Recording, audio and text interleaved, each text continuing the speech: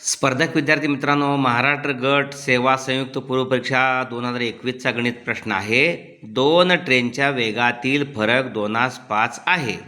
जर पहिली ट्रेन 5 तासात 350 किलोमीटर धावली तर दोन्ही ट्रेनच्या वेगातील फरक किती? हे पर्याय आहेत. दोन्ही ट्रेनचा स्वतंत्रपणे वेग काढला पाहिजे. दुसरी ट्रेन जी आहे, पहिली ट्रेन 5 तासात 350 किलोमीटर, त्यामुळे पहिल्या ट्रेनचा तासी वेग 350 भागिले 5, 5 7 35, 5 0 0 70 किलोमीटर पर आवर. दुसऱ्या ट्रेनचा वेगाचा तर गुणोत्तर दिले 2x 5x. दुसऱ्या ट्रेनचा वेग काढण्यासाठी गुणोत्तर दिले 2:5 गुणोत्तर दिलेलं आहे.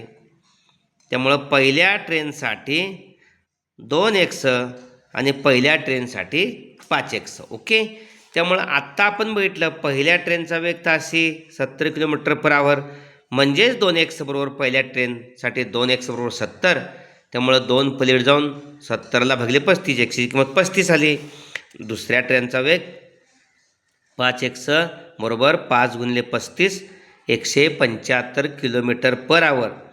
आणि पहिल्या ट्रेनचा वेग 70 किलोमीटर पर आवर.